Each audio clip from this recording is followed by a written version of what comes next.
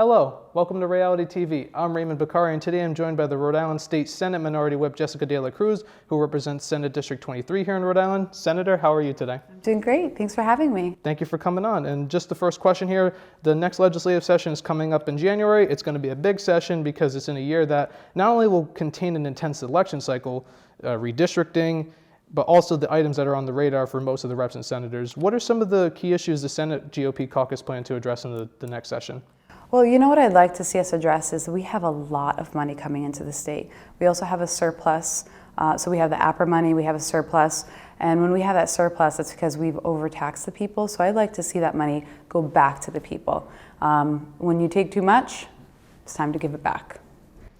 And you're currently the Senate Minority Whip, and this is something that I had asked the House Minority Whip, Michael Chipino, because not everybody's familiar with the duties and responsibilities that position has. Can you explain for those watching a little bit about what your responsibilities are as a Senate Minority Whip? Yeah, so the way that I explain it is the whip is in charge of whipping the votes. So we're a really small caucus as well. I know the House has 10, but they also have 75 members, and the Senate has 38 members, so we're 5. And the whip traditionally, again, gets everyone to vote together. However, we do things a little different. I'm not going to speak to the Democrats or how the House does it, but if we're going to try to get our members to vote together as a unit, it's going to be based on the merit of the argument, not trying to strong arm anyone into voting a certain way, because you have to live with your vote. You have to go back to your constituency and explain how you voted. And so we would never force anyone to vote a certain way. And one of the big items coming up in this next session is the legalization of marijuana. It's a big issue that most of the Democrats want to pass, and it seems that there are some Republicans that are open to it. I can't speak for those in Rhode Island, but it seems nationally it's become more accepted on both sides. Where do you personally stand on the legalization of marijuana? I think it has to be done right. Because if we're going to allow corporations or selected individuals to profit from dispensaries and whatever other sectors that the marijuana industry will no doubtedly be in, I don't want to see a few individuals profit from that.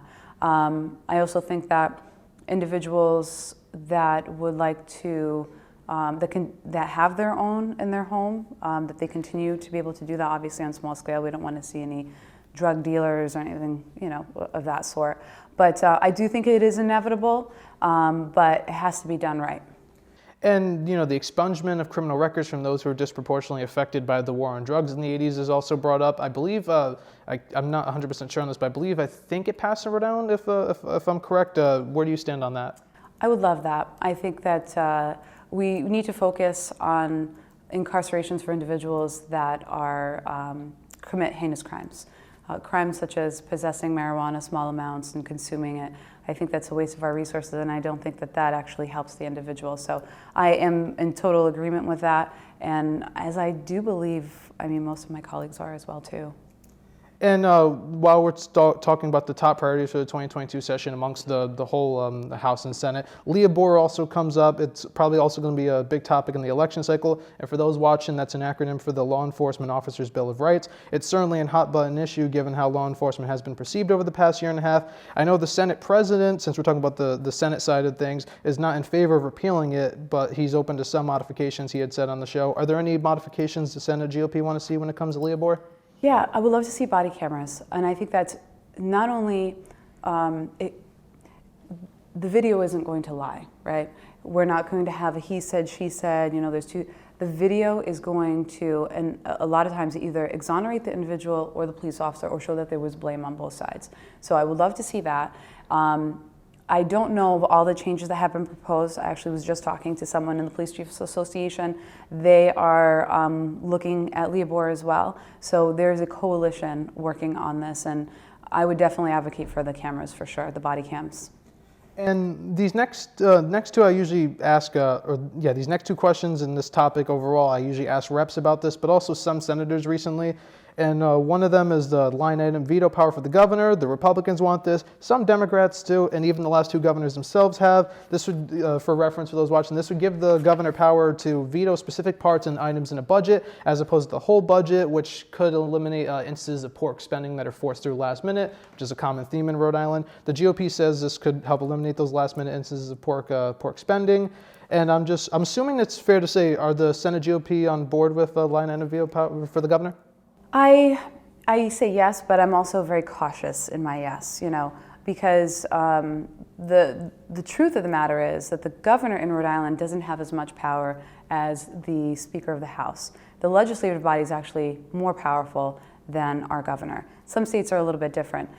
So we'd be giving the governor a little bit more power, but I do like that extra check on spending that maybe isn't prudent and you want to cross it off. But in order to do that, we need to actually have a transparent budget.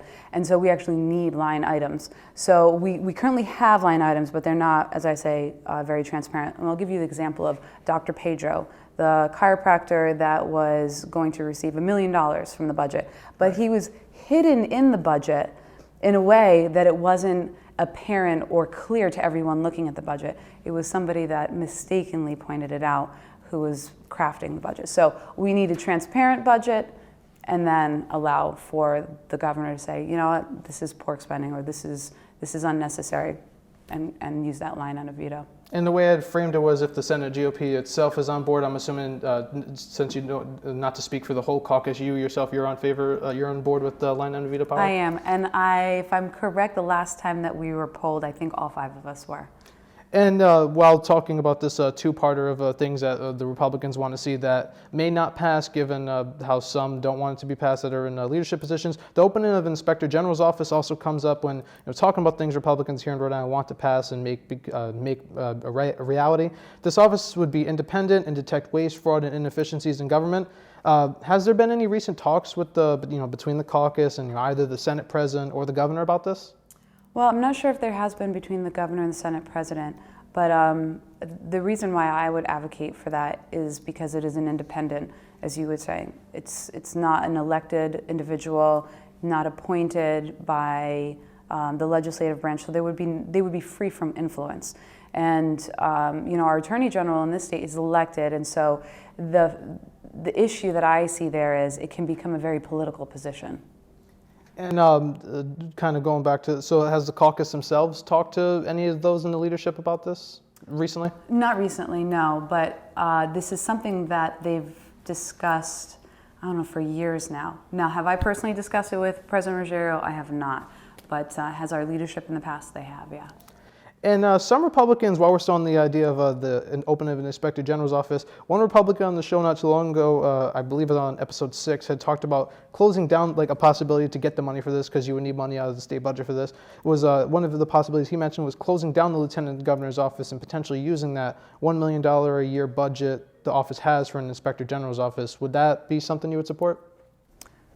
I think that's a great idea, yeah. First I've heard of it, but Lieutenant Governor is kind of just like a man or woman in waiting, and they're not elected together. And as we saw with then Governor Raimondo and now Governor McKee, they didn't really communicate at all. And so once Governor McKee took the reins, it was like there had been no communication between them, and he just, I guess, had to start from square one, which I don't think is beneficial for the state at all. It was almost familiar to, I believe it was Lieutenant Governor Elizabeth Roberts and Governor Kuchera. I think the story was Governor Kuchera had went to, I want to say Iraq. It was in 2007, yes. And there was no communication at all, which was that was a major freak out. It was a little before my time involved in politics, but it was brought up in that news cycle. I'm impressed that you know that. I really am. And thank you. And looking at another key issue, this is one that you've brought on the radar recently, is the vaccine mandates. It's an interesting topic, and there are a number of when looking at this holistically, there are a number of vaccines one would need before being able to attend public schools. Even in my case, going to Rick, aside from the COVID vaccine, there were other vaccines I had to get before being able to be on campus. I believe it was the meningitis B was just one of the many. And like that vaccine, the COVID one's also fully FDA approved. The concern with the pushback on the mandates is that it may hold back the vaccination goal and thus possibly making more mutations for the virus, like the Delta variant. Just because I know you are opposed to the vaccine mandates, why is it a problem to mandate the vaccine? Well, I'm not so much, I'm not against the vaccine because vaccines do save lives and we've had them around for centuries. The issue that I have, and this has been with anything a learning experience, is that there are religious exemptions and there are medical exemptions for healthcare workers, for children in educational settings. And so it's not something new. It's something that we've always allowed for in the past. In fact, I would even use the example of smallpox. Smallpox is much deadlier than COVID. And of course, I'm not minimizing COVID because I know people who have passed, and I know friends whose family members have passed. So I'm not minimizing that at all because these are their family, their friends, you know. And but with smallpox, it was enacted through the legislature. It was not done through executive mandate. And also they allowed, not for religious exemptions, but conscientious objections. So if we can do that for smallpox, then I think we can continue to allow individuals who have sincerely held religious convictions, and for medical reasons, then we need to continue on with that.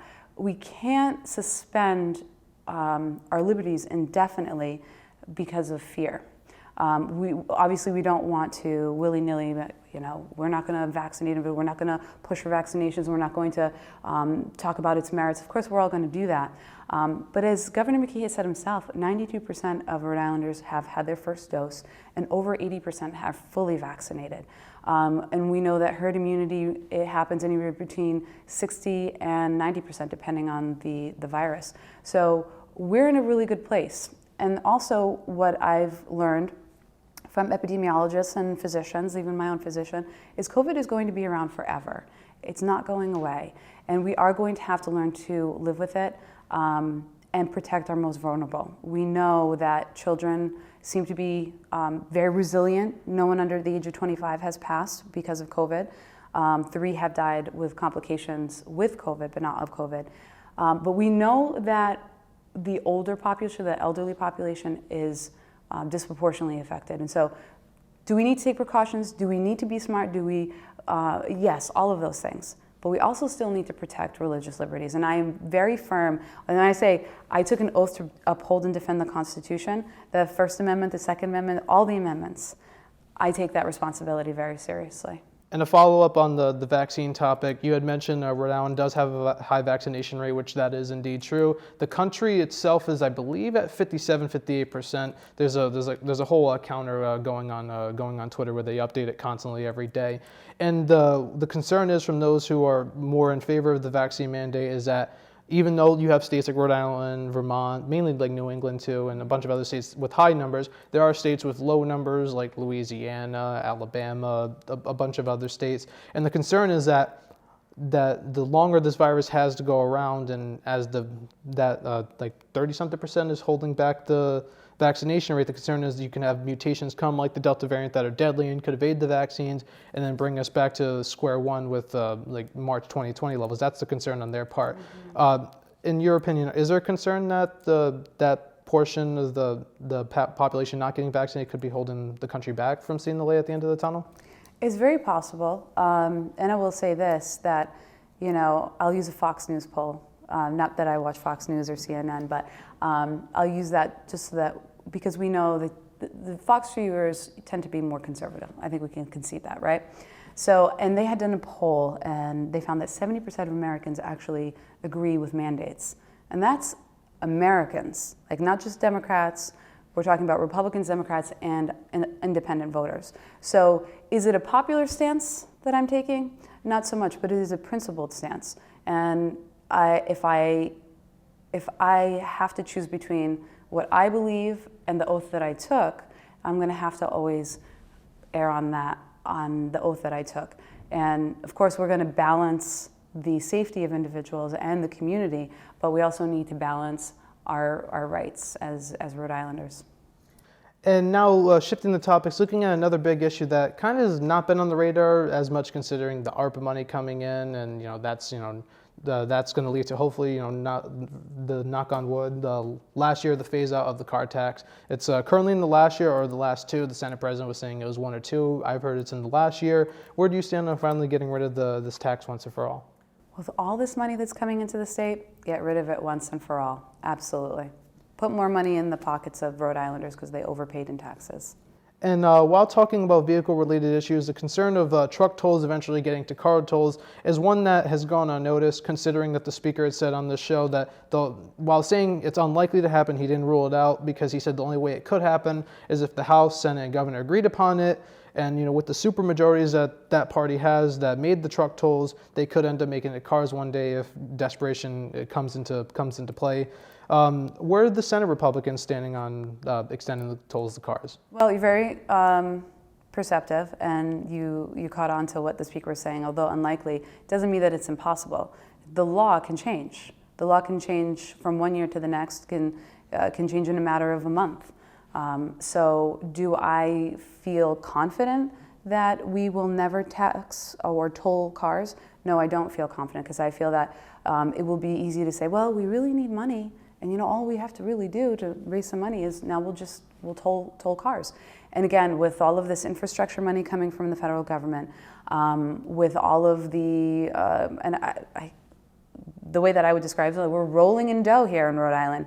Let's not put the burden on Rhode Islanders, because what happens is when you have all these truckers going through our state, the company is not going to absorb that cost. They're going to tally the cost, and then they're going to pass it on to the consumer.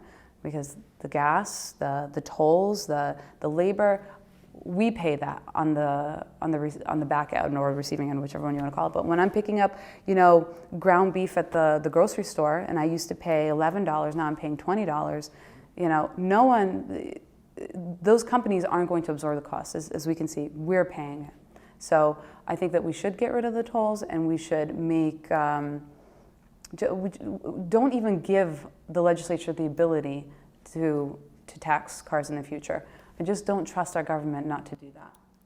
And now looking at a common topic I cover when interviewing state legislators, and this is one that has supports from both those on the left. For example, Rep. John Lombardi introduces this every session, like he said on the show, and those on the right as well. Rep. Catroci, I believe, introduced this last session. It was said on the show, which is term limits for state legislators. Where do you stand on the term limits for state legislators? I think it should be across the board. We should have term limits in Congress, the U.S. Senate. We have term limits for the president. We should have term limits here at the State House as well. How many terms would you have in mind? I've heard for a national proposal, I heard 3 for the House, 2 for the Senate. In Rhode Island, John Lombardi brought up, extending the terms to 4 years and doing 3, thus 12 years. Well, I think the Senate should probably be 4-year terms instead of 2-year terms, and I think 3 should be the max. And then for the House, I think it should be fair. I think it should be the same amount. I know that the national organizations pushing for it are giving the Senate more years in terms of terms, but I think it should be fair across the board. 12 years for both? Yeah. And looking to 2022 for a moment, because we talked about the big issues that could be on the radar for the session, now talking about the election cycle, what are your predictions for how the GOP will perform on the Senate side here in Rhode Island? Do you see any gains? Well, the Senate is definitely it's a more difficult chamber to pick up seats. It really is. I think it's probably, if we do pick any up, I would love to see like 3, but if we pick up 1, I think in the set. The reason why I say this, I'm so unsure, is because of redistricting. I don't know what's going to happen with Warwick. The footprint for each senator has to grow. So that means that one senator may not actually have a seat in Warwick. We're not sure because the maps haven't been drawn out yet. We're still in that planning phase. And then East Providence, that's another issue. Like, are they going to expand into Providence? What does that look like? So we'll have a better idea of how many seats we can pick up in the Senate. But last session, or the last election, there were 3 individuals that I felt very hopeful about. Unfortunately, they were not successful. But we keep trying. And looking at what your intentions are for 2022's election cycle, you had made it clear that you plan to run for re-election in District 23.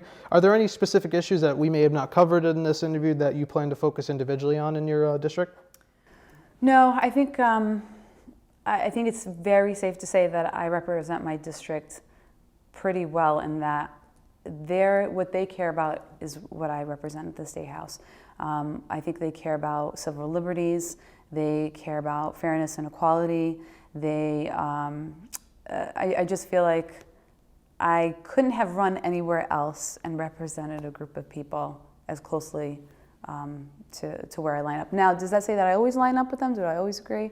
No, because you don't always, I mean, I don't even agree with my husband 100% of the time. So if that's not possible, then, you aren't always going to agree with individuals. But I do my best to listen to my constituents. That's why I do that once a month, like coffee hours. Constituents reach out to me anytime as well. But if they want to meet me in person, we can make an appointment to meet at their convenience. So I'm pretty accessible. In fact, I think I was one of the most accessible legislators last election cycle. So I think that's important. Then you really know, you have a pulse on the community, what's important to them, what do they want you to advocate for, so.